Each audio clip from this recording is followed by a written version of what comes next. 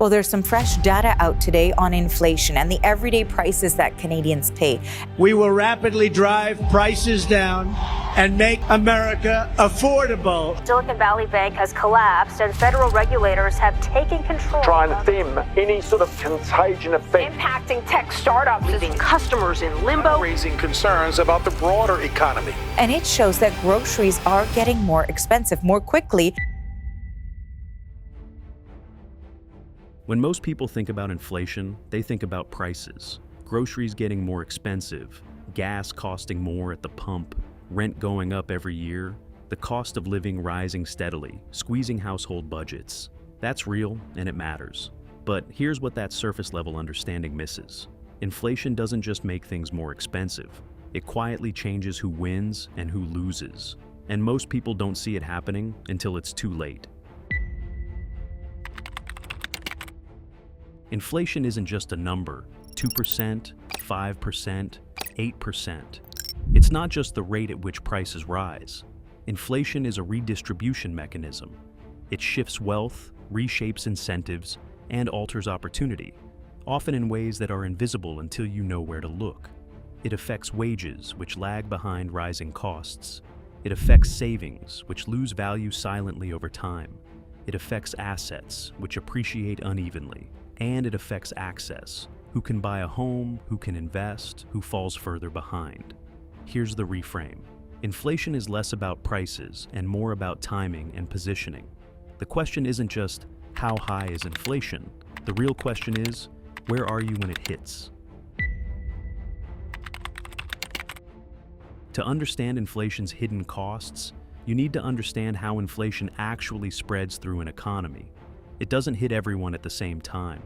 When central banks expand the money supply, either by lowering interest rates or directly creating new money, that money enters the system through specific channels. It flows to banks first. From there, it moves into financial markets, inflating the prices of stocks, bonds, and real estate, before it reaches wages and consumer prices. This creates a sequence. New money doesn't appear evenly across the economy. It appears in certain places first, and the people closest to that money benefit before prices adjust. Think of it like ripples in a pond. The stone hits the water at one point, and the ripples spread outward. By the time the ripples reach the edge, the center has already moved. In an inflationary environment, asset owners, people who hold stocks, real estate, commodities, see their wealth rise quickly. Wages, by contrast, adjust slowly. Employers resist raising pay until absolutely necessary. Contracts lock in salaries for months or years. By the time wages catch up, prices have already risen, and purchasing power has eroded. The people closest to new money benefit first. Everyone else adjusts later, often too late. This dynamic has a name in economics, though most people have never heard of it. The key point is simple. Inflation spreads unevenly, and timing determines whether you gain or lose.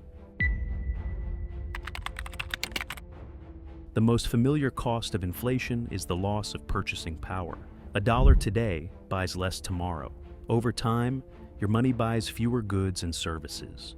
Between January 2021 and mid-2025, prices in the United States rose by nearly 23%. Wages increased too, but only by about 22%. For most workers, that meant their real income, adjusted for inflation, actually fell. Despite earning more dollars, they could afford less. But the real issue isn't just that prices are rising, it's that your money is losing time value. Consider this. If you have $10,000 in savings and inflation runs at 5% annually, that money loses $500 in purchasing power every year. Not because you spent it, not because you made a bad investment, simply because it sat there. Inflation is a silent tax on holding money. The longer you hold cash, the more value it loses.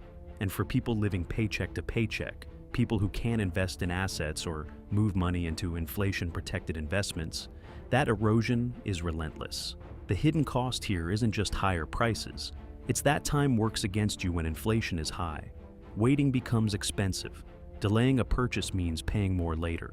Saving for the future means watching your savings shrink in real terms. Inflation punishes patience. This brings us to the second hidden cost. Inflation punishes savers. If you've been financially conservative, keeping money in savings accounts, avoiding risk, building an emergency fund, inflation quietly erodes that discipline.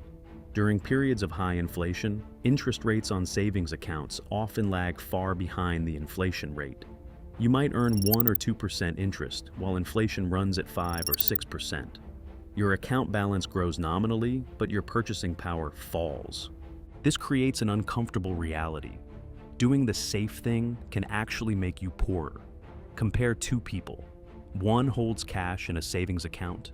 The other invests in assets, stocks, real estate, commodities. When inflation rises, the saver watches their wealth erode in real terms. The asset holder, by contrast, sees their holdings appreciate as prices rise. The system rewards risk-taking during inflation and penalizes caution. The person who played it safe loses ground, while the person positioned in assets gains. This isn't fair, but it's how the mechanics work. Inflation doesn't treat all forms of wealth equally. Cash loses value. Assets, on average, hold or gain value. The result? Wealth quietly shifts from savers to asset owners. Which brings us to the third hidden cost, and the one most people miss entirely: asset inflation. When new money flows into the economy, it doesn't raise all prices equally. Consumer goods rise, yes, but assets, stocks, real estate, commodities rise faster and sooner. Consider housing. In many economies, home prices have outpaced wage growth for decades. A house that cost 3 times the median annual income in the 1970s might cost 8 or 10 times that income today. Wages rose, but asset prices rose faster. This creates a divergence. People who already own assets, homes, stocks, businesses, see their wealth grow. People who don't own assets find it harder and harder to buy in. The ladder gets pulled up behind those who've already climbed it. Here's the key insight. Inflation doesn't just raise prices, it inflates assets first. And because asset ownership is unequally distributed, wealthier households own more stocks, more real estate, more financial instruments. Inflation disproportionately benefits those who are already positioned. The gap widens not because of income differences, but because of asset ownership. Two people earning the same salary can experience inflation very differently, depending on whether they own a home, hold investments, or have nothing but cash. Inflation doesn't just erode purchasing power, it restructures who holds wealth. This leads directly to the fourth hidden cost. Inflation accelerates inequality. Those with assets get richer as prices rise. Those without assets, or those holding only cash, fall further behind. The mechanism is structural, not personal. It's not about individual choices or moral failings. It's about positioning within the system. Inflation rewards those who have access to credit, to investments, to property. It punishes those who don't. And because access to assets is unequally distributed, correlated with income, education, geography, and generational wealth, inflation magnifies existing disparities. Timing matters. If you bought a home before prices surged, you benefit from rising values. If you're trying to buy now, you're priced out. If you invested in stocks before the market climbed, your wealth grew.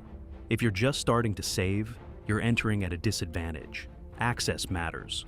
Wealthier individuals can borrow at lower rates, invest in diversified portfolios, and hold assets that appreciate. Lower-income households, by contrast, hold a higher share of their wealth in cash, which inflation erodes. The result? Inflation doesn't just change prices. It reshapes the distribution of wealth and opportunity across society. This isn't a political statement. It's a description of how the system operates.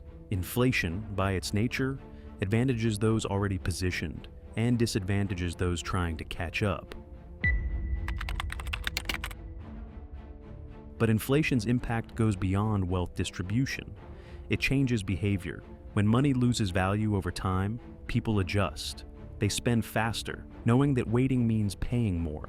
They save less because holding cash feels pointless when it's losing purchasing power. They take on more risk, chasing returns that outpace inflation. And they shorten their time horizons, focusing on the immediate rather than the long term. This shift is subtle but powerful. In low inflation environments, saving makes sense. Delaying gratification is rewarded. Planning for the future feels rational. But when inflation runs high, those incentives reverse. Why save if your savings shrink? Why wait if prices will be higher tomorrow? Why plan long-term if the value of money is uncertain? Over time, this erodes the behaviors that support long-term growth: saving, investment, deferred consumption. Instead, people prioritize the present because the future feels less reliable. And here's where the connection lies to our previous video. What actually happens when a currency collapses becomes relevant? When money loses value, people stop trusting it. They spend it faster, hoard real goods, or shift to more stable currencies. Inflation doesn't just tax wealth, it undermines the social contract that makes money work. At moderate levels, inflation is manageable. But when it accelerates, it changes how people think about money, time, and value itself. Here's what most people miss about inflation. It's not random, and it's not evenly distributed. Inflation is a system that redistributes wealth, reshapes incentives, and alters opportunity. It doesn't affect everyone the same way. It advantages those positioned in assets and disadvantages those holding cash. It rewards debtors and punishes savers. It accelerates inequality by widening the gap between asset owners and everyone else. The biggest cost of inflation isn't just rising prices. It's the quiet transformation of who wins and who loses. A transformation that most people don't see until it's already happened. Understanding this changes how you navigate an inflationary environment. It's not enough to focus on your income or your spending. You have to think about your positioning, where your wealth is held, how exposed you are to currency depreciation, and whether you're benefiting from or being harmed by the way new money flows through the system. Inflation isn't just an economic force. It's a mechanism that quietly reshapes wealth, behavior, and opportunity. And the people who understand that, who see inflation not as a number but as a system, are the ones who position themselves accordingly. The biggest cost of inflation isn't what you pay today. It's what you lose over time.